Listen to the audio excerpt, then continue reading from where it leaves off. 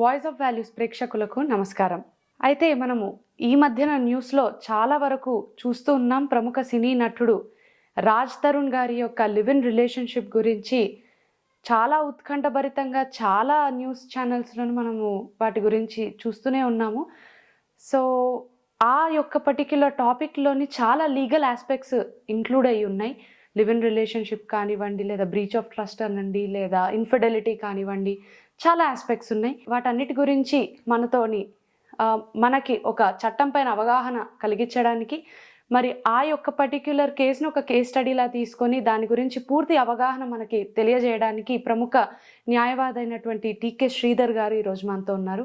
వారితో మాట్లాడి ఈ విషయం పైన పూర్తిగా అవగాహన కలిగించుకుందాం. ముందుగా వారికి నమస్కారం తెలియజేస్తూ, నమస్తే సార్. నమస్కారం సార్. ఈ మధ్యన చాలా వైరల్ అవుతున్నటువంటి న్యూస్ రాజ్ తరుణ్ గారిది లివ్ ఇన్ రిలేషన్షిప్ గురించి. సో ఆవిడ రీసెంట్గా ఒక కంప్లైంట్ ఇవ్వడం కూడా జరిగింది. దానిపైన అవగాహన ఏ విధంగా మీరు తెలియజేయగలుగుతారు? అసలు first of all live in relationship అనేది మ్యారేజ్తోని ఈక్వలెంటా అనేది క్వశ్చన్. అంటే మ్యారేజ్, వివాహము ఒక సంబంధంలో ఉండడం రెండు ఒకటేనా అనేది సమస్య. ఒకవేళ అమ్మాయి చెప్పినట్టు మేమిద్దరం కూడా ఒక రిలేషన్షిప్లో ఉన్నాము, 11 years నుంచి వి వేర్ టుగెదర్, ఒక అపార్ట్మెంట్లో మేము ఉన్నాము అని వారు చెప్పారు. చెప్పినప్పుడు ఇక్కడ అఫెన్స్ ఏంటి అనేది క్వశ్చన్ వస్తుంది. అంటే అది నేరమా, మీకు మీరే వాలంటరీగా వెళ్ళి సహజీవనం చేస్తానని అనుకున్నారు. అనుకున్నప్పుడు అది వివాహ వ్యవస్థకు సంబంధించిన నేరం కింద రాదు. ఒకవేళ మీరు ఇంకో విధంగా తీసుకుంటే మానభంగం కింద రావాలి. మానభంగం కింద రావాలంటే రేప్ కన్సెంట్ ఉంది, కన్సెంట్ ఉంది. సో కన్సెంట్ ఉన్నప్పుడు రేప్ కింద దాన్ని పరిగణించడానికి ఉండదు. దానికి వీరి కౌంటర్ ఏంటంటే, మేము ఇద్దరం ఉన్నది కరెక్టే, వీ లివ్ టుగెదర్, కానీ తర్వాత ఆ అమ్మాయి ఏదో వేరే డ్రగ్స్ యాక్టివిటీలో దొరికింది కాబట్టి నేను ఆమెతోని సంబంధం కట్ చేసుకున్నానని వారు చెప్పడం జరుగుతుంది. ఎప్పుడు కూడా క్రిమినల్ లాలో ఎలా ఉంటుందంటే, అభియోగం చెప్పినప్పుడు మనం తొందరపడి రిప్లై ఇవ్వకూడదు. ఎందుకంటే ఒక సపోజ్ ఇప్పుడు పోలీస్ వాళ్ళు అక్కడ క్రిమినల్, మీరు ఇందాక ఇంట్రడ్యూస్ చేస్తూ అన్నారు, ఇన్ఫిడెలిటీనా లేకపోతే క్రిమినల్ బ్రీచ్ ఆఫ్ ట్రస్టా. క్రిమినల్ బ్రీచ్ ఆఫ్ ట్రస్ట్ అనేది ఎక్కడొస్తుందంటే, ఇన్ మ్యాటర్స్ ఆఫ్ ప్రాపర్టీ విషయాల్లో వచ్చినప్పుడు క్రిమినల్ బ్రీచ్ ఆఫ్ ట్రస్ట్ వస్తుంది. In matters of a relationship అన్నప్పుడు ఇక్కడ రెండు ఉన్నాయి. నేను పెళ్లి చేసుకుంటాను అని అతను నమ్మించి తనతోని సహజీవనం చేసి ఉంటే, which includes a sexual relationship, అప్పుడు whether it constitute an offence of rape. So ఆ అమ్మాయి ఒకవేళ తనకు తానే ఇతను నా కాబో భర్త అనే దృక్పథంలో ఉండి ఒకవేళ ఆ రిలేషన్షిప్ కంటిన్యూ అయి ఉంటే మొత్తం complexion of the case change అవుతుంది. ఇక్కడ రాజ్ తరుణ్ గారు ఏమంటున్నారు, నాకేం సంబంధం లేదు, మేము వి లివ్ టుగెదర్ అని అక్కడ అడ్మిషన్ అయిపోయింది. ఆ లివ్ టుగెదర్ అనేది వారు ఏమన్నా టీ కాఫీలు షేర్ చేసుకోవడం కాదు కదా. They were living in an apartment. And presumption of law ఏం చెప్తుంది, సుప్రీంకోర్టు రీసెంట్గా, ఇఫ్ కంటిన్యూస్గా ఒక పర్సన్, ఒక వ్యక్తి, స్త్రీ ఇద్దరు కూడా ఒకే ప్రాంతంలో, ఒకే చోట, ఒకే నివాసంలో కంటిన్యూస్గా ఉన్నారనుకోండి, it can be presume to be marriage. ఇప్పుడు చూసిన వాళ్ళందరూ కూడా ఏమనుకుంటారు, వీళ్ళిద్దరు భార్యాభర్తల్లాగానే ఉన్నారనే ప్రిజంప్షన్కి వెళ్ళిపోయింది. సో అక్కడ ఆ క్వశ్చన్ అక్కడ వస్తుంది.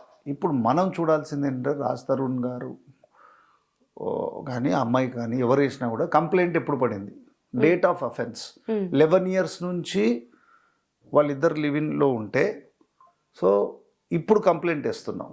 కంప్లైంట్ పోలీస్కి ఏం జ్యూరిడిక్షన్ ఉంది? తను అడుగుతున్న రిలీఫ్ ఏంటంటే, అతను ఇంకొక అమ్మాయిని పెళ్లి చేసుకోవాలనుకుంటున్నారు, ఇంకొక అమ్మాయితోటి ప్యారలల్ గా స్టార్టెడ్ రిలేషన్షిప్.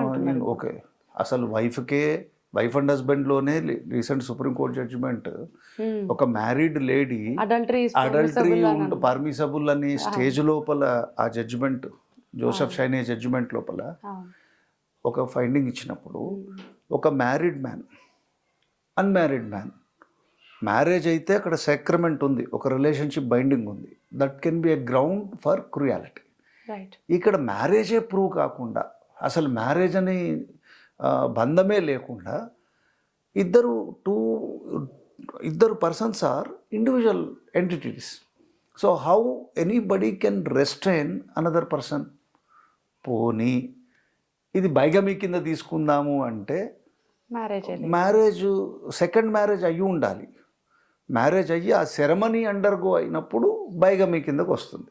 కాబట్టి ఒక live in relationship partner can she enforce ఒక సివిల్ రెమెడీలో, whether she can enforce an injunction against him, or is going to marry somebody, or is going to live together అన్నప్పుడు the question of right to privacy వస్తుందా? How police can tap his movements? అతన్ని ఏ విధంగా వెళ్ళాలి? Search warrant తీసుకుని వెళ్తారా? How they can go and enforce the లా?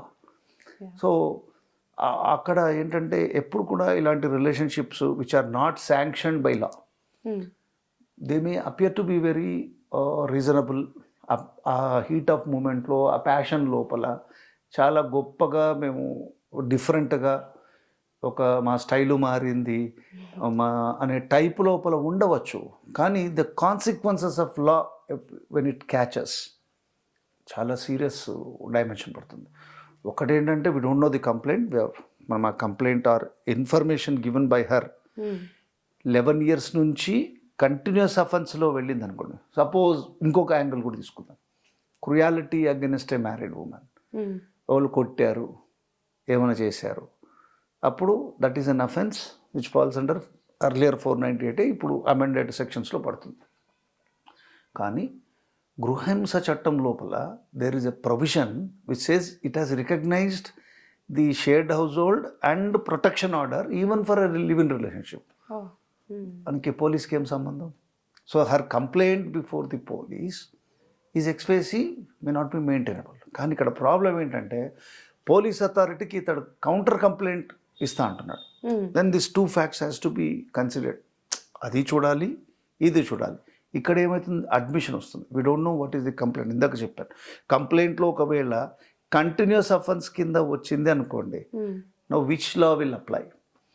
ఈ first date నాటి నుంచి ఉన్న లివ్ ఇన్ రిలేషన్షిప్ని తీసుకుంటే July 1 ముందరున్న అఫెన్స్ అయినప్పుడు పాత క్రిమినల్ ఐపీసీ దాంట్ లోపల under the guise of marriage కానీ ఒక ప్రామిస్ చేసిన ఆమెకు she is conscious of the fact, కాబట్టి it may not amount to rape. ఇప్పుడు కొత్త పీనల్ కోడ్ లోపల ఇప్పుడు డేట్ ఆఫ్ అఫెన్స్లో ఇక్కడ ఏదైనా ఉంటే ఈ కోర్ట్ అప్లై అయింది అనుకోండి, సపోజ్ న్యూ భారతీయ న్యాయ సంహిత అప్లై అయింది అనుకోండి, అప్పుడు section 69 of the present act ఏం చెప్తుందంటే, ఇఫ్ ఎనీ పర్సన్ డిసీవ్స్, అంటే అతను మోసపూరితంగా నేను పెళ్లి చేసుకుంటానని నమ్మబలికి సహజీవనం చేసినా, ఇంకా కాన్సిక్వెన్సీస్ ద సెక్షువల్ రిలేషన్షిప్, లైంగికపరమైన ఒక సంబంధాన్ని ఎస్టాబ్లిష్ చేస్తే ఏమైపోతుంది, అది అఫెన్స్ ఆఫ్ మానభంగం కాకపోవచ్చు, it is may not be an offence of rape, but still it falls under offence of deceit. అంటే మోసపూరితంగా ఆమెను అనుభవించారు కాబట్టి it will fall under section 69 of the latest act, Bharatiya Nyaya Sanhita. దానివల్ల 10 years conviction. So there is no scope for escape. ఇప్పుడు ఏంటంటే act లోపల digital evidence పెట్టమంటున్నారు. సో ఒక ఇన్క్వెస్ట్ చేసి వీళ్ళిద్దరి దగ్గర ఉన్నారు అనే ఎవిడెన్స్ వచ్చి, అంటే not only for Raj Tarun case maybe exception, అంటే ట్వైలైట్ జోన్లో ఉంది, అక్కడ ఉన్న పీరియడ్కి ఇక్కడ ఉన్న పీరియడ్కి ఒక డిఫరెన్స్లో ఉంది.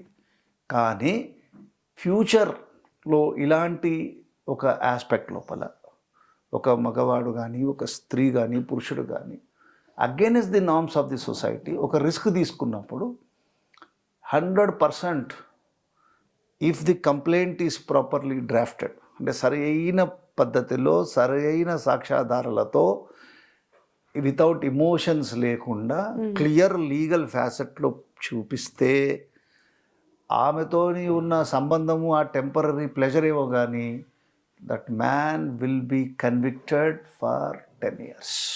Okay. So Raj Tarun case అనేది కాదు, జనరల్. ఇప్పుడు ఒక ఫ్యాషన్ అంటారు, కో లివింగ్ అని ఒక కొత్త కాన్సెప్ట్ వచ్చింది ఇప్పుడు. అపార్ట్మెంట్స్ లోపల rent is very high. So ఎవరో strangers are coming, they are sharing the premises, they are sharing the food, and sometimes something may happen. Then on voluntary, అంటే నీకు నువ్వు వెళ్ళి అక్కడ ఉన్నావు, something happens against your will, అక్కడ ఏమైనా CC camera ఉంటుందా? So who has to be believed? ఇక్కడ లా ప్రకారం ఒకవేళ if it amounts to rape, చట్టం చాలా స్పష్టంగా చెప్తుంది, even the victim one statement is sufficient to convict. Victim యొక్క చెప్పిన statement, if it is inspiring confidence, అంటే కోర్టు నమ్మేటట్టు ఆ స్టేట్మెంట్ ఉంటే, it results in conviction. So it is for the people to take a decision to be very careful. ఒకవేళ మ్యారేజ్లో అయ్యి ఇలాంటి పరిస్థితి అయితే, if she is less than 18 years అయితే rape అవ్వచ్చు.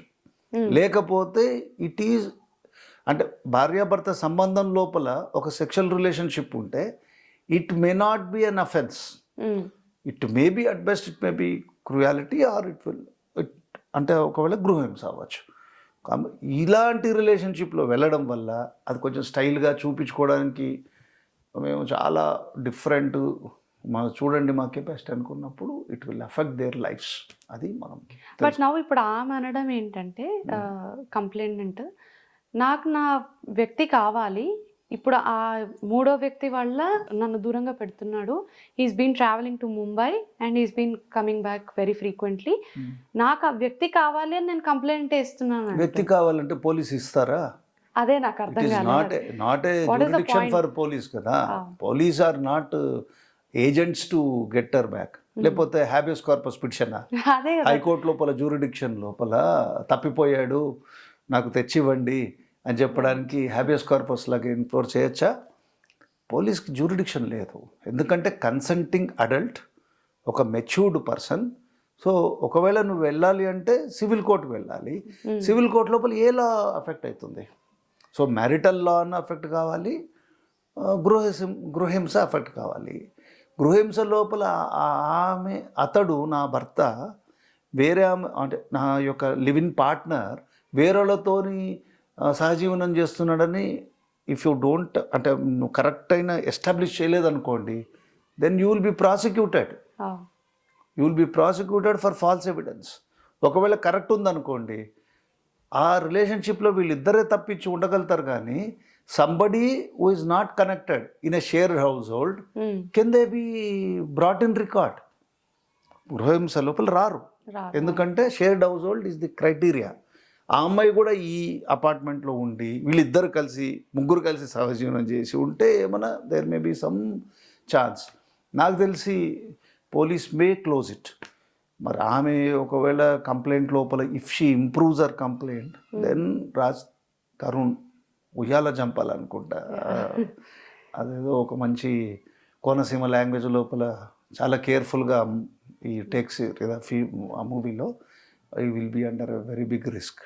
కానీ నాకు తెలిసినంత వరకు, అంటే maybe might have been advised properly, ఎప్పుడు కూడా ఒక అలిగేషన్ వచ్చినప్పుడు you should not open your cards.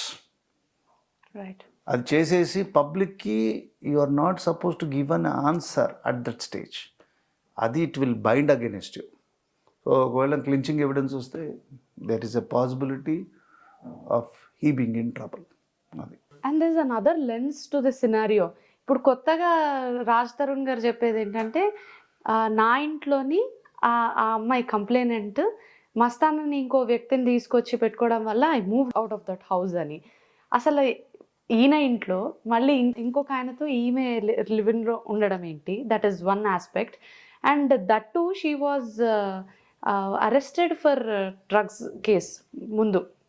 So అదేంటి మళ్ళీ ఇల్లేమో ఈయనది, మరి డ్రగ్స్ ఇప్పుడు ఇల్లు అతని ఓన్ హౌస్ రెంటెడ్ హౌస్ మనకు తెలియదు.